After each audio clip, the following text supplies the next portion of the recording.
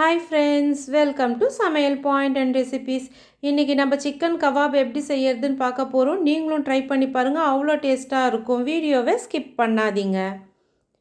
Pepper ஒரு 1/2 teaspoon எடுத்துக்கோங்க. Green chilli 3, இஞ்சி ஒரு துண்டு, பூண்டு பல் ஒரு 5-6 பூண்டு பல், 1/2 kg chicken, red chilli powder, மஞ்சள் தூள், கரம் மசாலா, சாட் மசாலா, சில்லி ஃப்ளேக்ஸ், சின்ன வெங்காயமாக இருந்ததுனால ஒரு 5-6 சின்ன வெங்காயம், கொத்தமல்லி, உப்பு.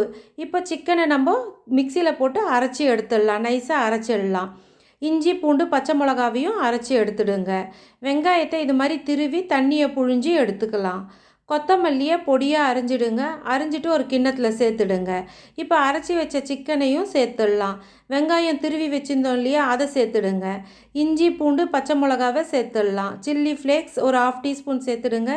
சாட் மசாலா ஒரு 1/2 டீஸ்பூன், ரெட் சில்லி பவுடர் ஒரு 1/2 டீஸ்பூன், மஞ்சள் தூள் 1/4 ஸ்பூன், கரம் மசாலா ஒரு 1/2 டீஸ்பூன், உப்பு தேவையான அளவு சேர்த்துக்குங்க.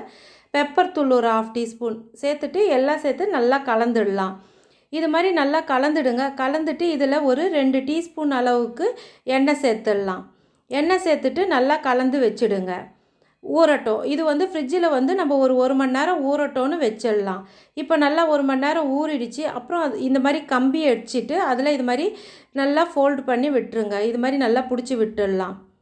இது மாதிரி வச்சுட்டு இது மாதிரி ப்ரெஸ் பண்ணிவிடுங்க. பண்ணிவிட்டு இப்போ இதை நம்ம ஓவனை ப்ரீ ஹீட் பண்ணிடலாம்.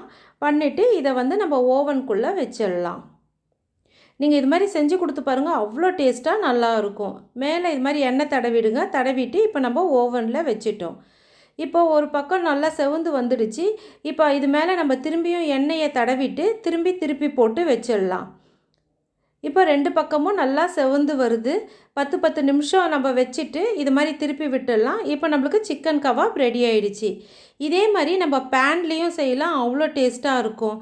டயட்டில் இருக்கிறவங்கன்றவங்க நம்ம ஓவனில் செஞ்சுக்கலாம், இல்லை சாதாரணமாக செய்கிறதா இருந்தால் பேனில் செஞ்சுக்கலாம். பேனில் செஞ்சாலும் இன்னும் டேஸ்ட் நம்மளுக்கு நல்லா இருக்கும். இது மாதிரி எண்ணெயை ஊற்றிட்டு பேனில் இது மாதிரி எல்லாமே நம்ம ப்ரெஸ் பண்ணி போட்டுட்டோம். இப்போ 2 பக்கமும் செவந்து வந்துடுச்சு. நம்மளுக்கு டேஸ்டியான சிக்கன் கபாப் ரெடி ஆகிடுச்சு. 2 மெத்தட்லேயும் செய்யலாம். எப்படி செஞ்சாலுமே ரொம்ப டேஸ்ட்டாக நல்லாயிருக்கும். ட்ரை பண்ணிவிட்டு எனக்கு எப்படி வந்ததுன்னு சொல்லுங்கள். தேங்க்யூ ஃபார் வாட்சிங்.